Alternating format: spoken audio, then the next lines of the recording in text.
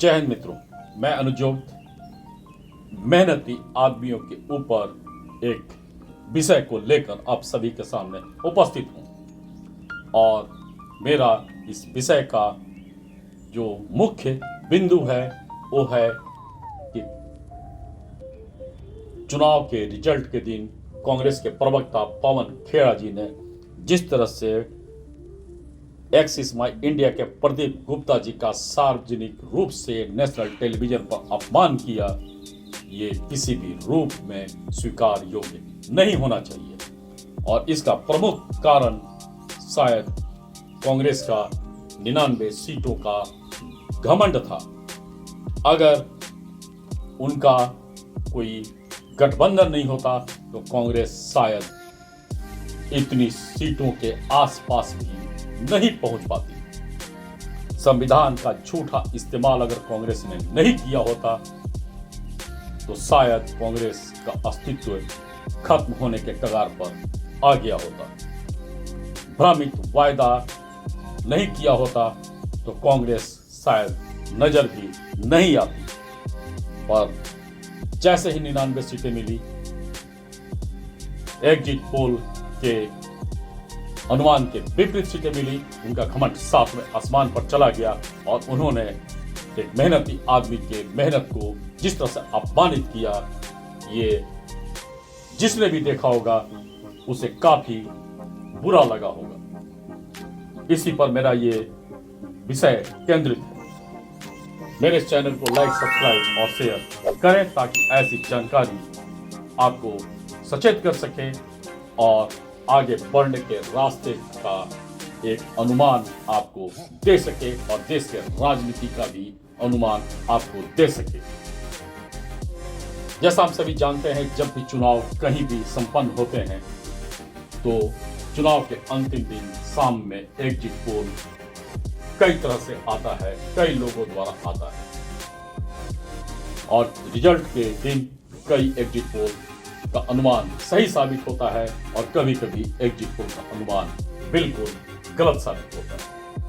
2024 लोकसभा चुनाव के बाद भी ऐसा ही कुछ हुआ और प्रदीप गुप्ता जी के अनुमान के मुताबिक एनडीए को 400 सीटें मिल रही थी और इंडी गठबंधन को लगभग 150 सीटें मिल रही थी। लेकिन चुनाव के रिजल्ट के दिन ये अनुमान पूर्णतः गलत साबित हो गया और कांग्रेस को जैसे ही लगा कि उनकी सीटें बढ़ रही हैं, उनका घमंड सातवें आसमान पर उछाल मारने लगा।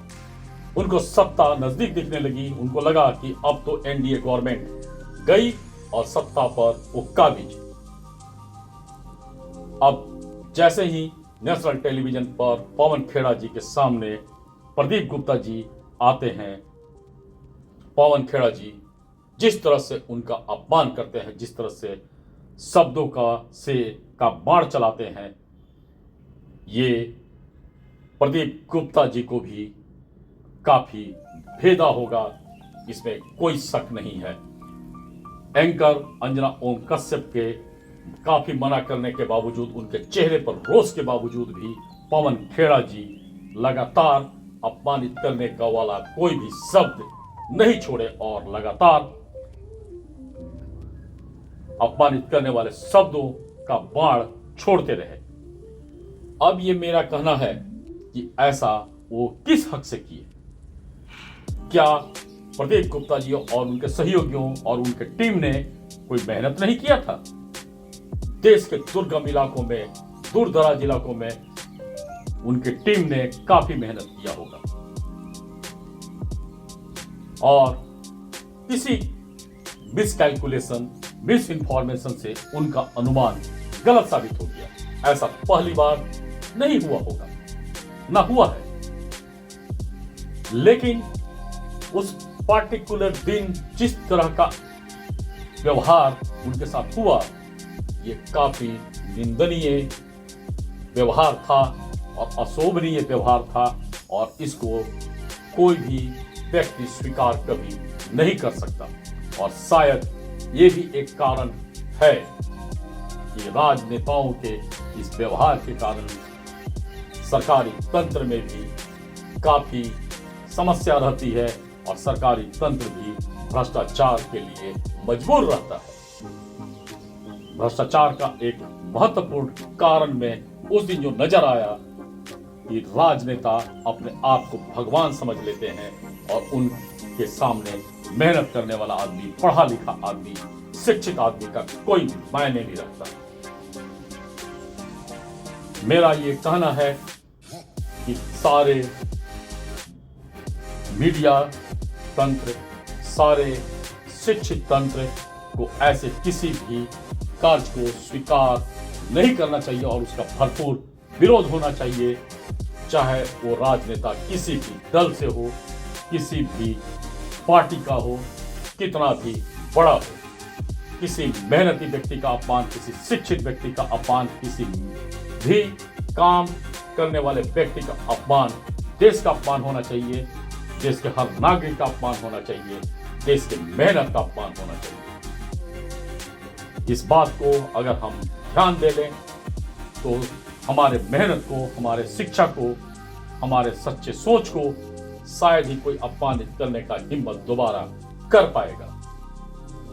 पवन खेड़ा जी और कांग्रेस से सीधा ये कहना है कि इस तरह के व्यवहार से आप लोग अपने आप को बाज आइए, नहीं तो आपका अस्तित्व जरूर अभी बढ़ा है लेकिन गायब होने में भी ज्यादा वक्त नहीं लगेगा।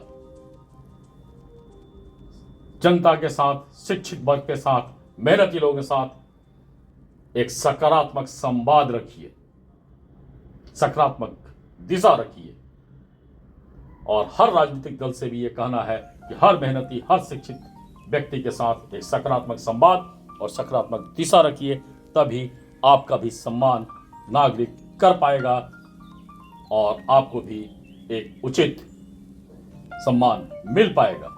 अन्यथा आप का वजूद भी ये जनता मिटा सकती है। धन्यवाद।